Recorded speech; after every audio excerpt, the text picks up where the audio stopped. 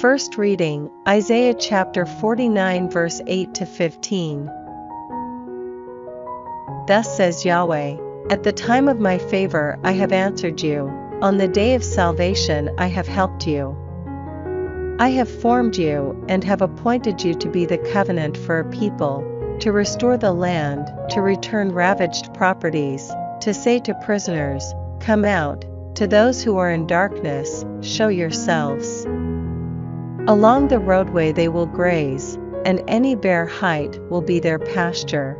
They will never hunger or thirst, scorching wind and sun will never plague them. For he who pities them will lead them, will guide them to springs of water. I shall turn all my mountains into a road, and my highways will be raised aloft. Look, here they come from far away, look, these from the north and the west, those from the land of Sinim. Shout for joy, you heavens, earth, exult. Mountains, break into joyful cries. For Yahweh has consoled his people, is taking pity on his afflicted ones. Zion was saying, Yahweh has abandoned me, the Lord has forgotten me. Can a woman forget her baby at the breast, feel no pity for the child she has borne? Even if these were to forget, I shall not forget you. Responsorial Psalm, Psalms chapter 145 verse 8 to 9, 13 to 14, 17 to 18. Yahweh is tenderness and pity, slow to anger, full of faithful love. Yahweh is generous to all, his tenderness embraces all his creatures. Your kingship is a kingship forever, your reign lasts from age to age. Yahweh is trustworthy in all his words, and upright in all his deeds. Yahweh supports all who stumble, lifts up those who are bowed down, upright in all that he does. Yahweh acts only in faithful love. He is close to all who call upon him, all who call on him from the heart. Gospel, John chapter 5 verse 17 to 30. His answer to them was, my Father still goes on working, and I am at work, too. But that only made the Jews even more intent on killing him, because not only was he breaking the Sabbath, but he spoke of God as his own Father and so made himself God's equal. To this Jesus replied, in all truth I tell you, by himself the Son can do nothing.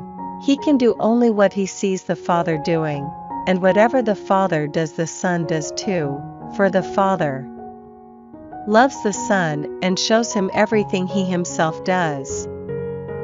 And he will show him even greater things than these, works that will astonish you. Thus, as the Father raises the dead and gives them life, so the Son gives life to anyone he chooses.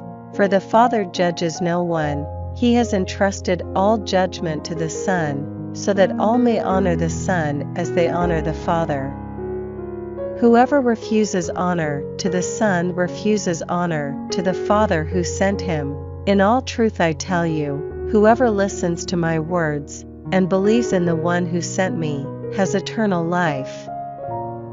Without being brought to judgment, such a person has passed from death to life. In all truth I tell you, the hour is coming, indeed it is already here, when the dead will hear the voice of the Son of God, and all who hear it will live.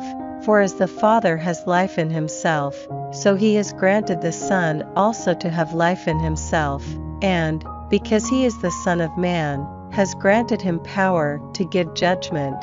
Do not be surprised at this, for the hour is coming when the dead will leave their graves at the sound of his voice.